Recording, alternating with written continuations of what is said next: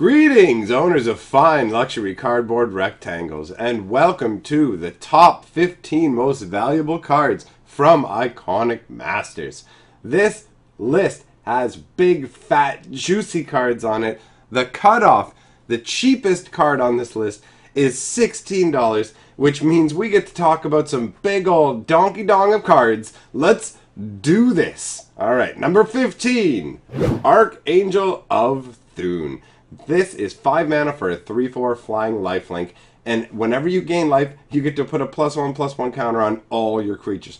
This is ridiculous, and it's every single time you gain life. So when you combine this with Soul Warden and other nonsense, it gets absolutely out of control. Number 14, Vorinlex, Voice of Hunger.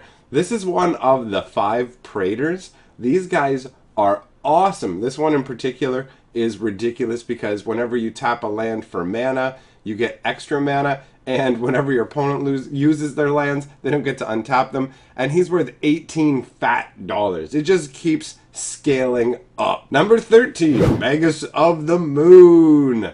Non-basic lands are mountains. Blood Moon in walking form. Honestly, don't really care for the guy in the foreground of the artwork. I love the giant blood moon in the back to tie it in thematically to what it is. Obviously, he's summoning up that moon, bringing it down. But overall, don't really care too much for the dude in the front. But I do enjoy the fact that he is a $19 card. Number 12 is Consecrated Sphinx, coming in at $20. This thing is awesome, especially in multiplayer games like Commander. You get to draw 2 cards whenever your opponent draws a card. It's so off the chain, especially if you yourself are playing with any of those spells that give you card draw and your opponent card draw. You're just going to net so many more cards as a result. Absolutely love this card, even if it is the most grotesque looking Sphinx I've ever seen in my life. Number 11, Avacyn, Angel of Hope, also $20. Flying Vigilance, Indestructible, 8/8. And other permanents you control have Indestructible as well. Normally when something's going to grant Indestructible, it's going to leave itself as a target. Like if you look at Sun-Crested Mare that makes the horse tokens, it doesn't grant itself any kind of indestructibility, right? But in this case, Avacyn gives all your stuff indestructible and comes with it herself. She's so strong, and the artwork's very striking as well. Fantastic card. Number 10 is Thoughtseize. That's not her ear. Oh my god. That is hilarious. That's all I think when I see this fat card here. $20. $20 for this big juice monkey. And I can't say too much because I'm just going to keep laughing. We have to move on. Number 9, Bloodghast. Alright, here we go. 2 mana for a 2/1. Can't block, but obviously that's because it would be way too powerful if it could block. It has haste as long as your opponent has 10 or less life, and the reason it's so strong is the fact that you can keep getting it back from your graveyard just by playing lands, and the fact that it's hasted, so you can just keep swinging with it every turn, be very aggressive. It's an amazing card. It too is $20. Number 8, Elesh Norn, Grand Cenobite, $22. This is one of the 5 Praetors from the Praetor cycle.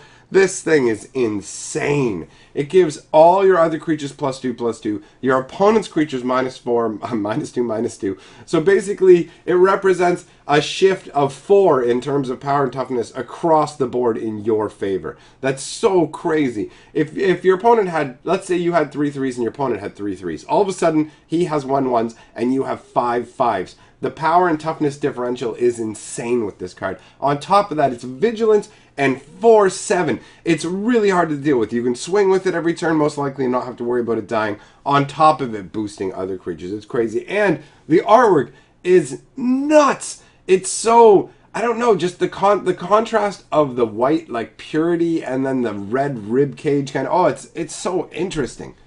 Bam. Number 7 is Grove of the Burnwillows. $25 for this.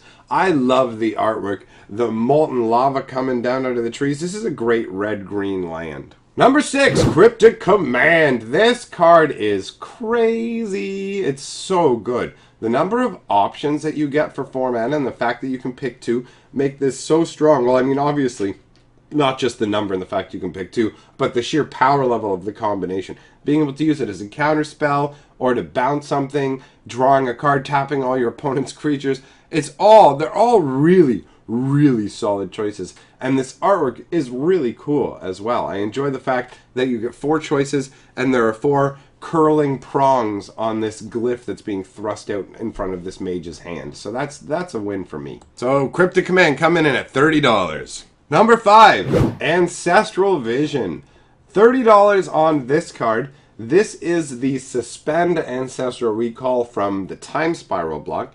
Very cool conceptually, and it's obviously found a home in some decks. It's got itself this new amazing artwork where you can see basically 2 different time frames. Like this is the ancestral vision of what it used to look like in the past, and now it's all ruined here in the present. Off to the sides you can see that. I really enjoy the way that they did this with like the present being very light and bright and in your face, and the past, while the buildings and everything are still intact, is this muted, toned down kind of gray to give it a feeling of it's not alive the same way the present is. So I really enjoy the way this card is represented conceptually.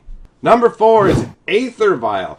This card is ridiculous because you can just get so much value out of it in terms of not having to cast creatures, as well as it essentially lets you put them into play as flash creatures, right? Because you're going to be able to put them out at any time you could use this ability, which is at instant speed. So it does give you that. Plus the fact of the matter is it doesn't actually let you cast the spell. It puts it straight into play. So there's no way for them to counter the creature that's being cast as well. So Aether Vial is a very strong card, and it's coming in at $40. Number 3, Flusterstorm. 1 blue mana for this storm counterspell. It stops a number of strategies. It's a very, very solid spell. I mean, just the fact that if your opponent's already cast a spell and you cast it, it's already going to cost 2 more. So for 1 mana, it's already make someone pay 2 more for an instant or sorcery. And that's if nothing else has been cast. So, especially in formats where you have really, really cheap cards, like if you're playing with the crazy old school 0-cost powerful artifacts, you're going to be able to get a lot more off this Flusterstorm if it's cost on your turn to protect your combos and things of that nature. But Flusterstorm, a great card, $53. This is a regular rare. Of course, they do track printing, so there will be fewer of these. There's no doubt about it. Same deal goes with the next card.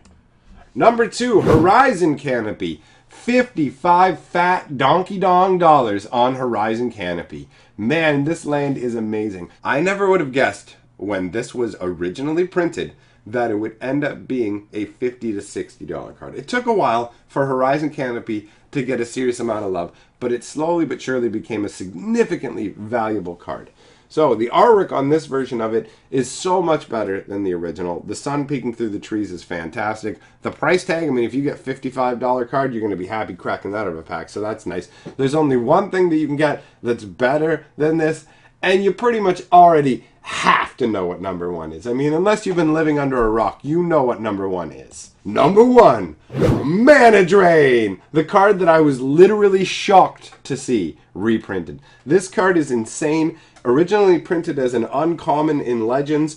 There were problems with Legends. First of all, that they didn't print as much of Legends as they should have because they were very small at the time. And secondly, there was a fuck up with the print run where it was split into 2 different categories essentially for uncommons, where you could only get half of the uncommons from the set. So Mana Drains would actually even only show up in half the boxes from the set. That was if you got a box of Legends, you had a 50% chance that you literally couldn't even get a Mana Drain at all. So they reprinted this card. If you've ever played with it, you know the power level of this card. I used Mana Drains for 1 tournament, and I felt so filthy afterwards that I got rid of them. I would counter anything my opponent was doing. It didn't matter. Are you casting something that costs 3? Okay, I'll counter it. I don't even care what it is. Boom, done. Mana Drain is ridiculous. This card is unfair and stupid and unbalanced. It's not fun to play against, and it didn't even feel fun to me to use. It's so oppressively good. It's $140. This is what is going to push the sale of these boxes. Now, the foil of this is obviously going to be significantly more, but 100 and fat $100 and fat, figgity fat, 40, $100 and fat, $40. Whatever that mana drain is draining my brain of all my mana up in there. So this is a good point to be ending it at since I can't talk no more. So thanks for coming on by. That was the top 15 most valuable from Iconic Masters. Hello, Carlsberg here. And I wanted to say, together we are the sixth color of magic.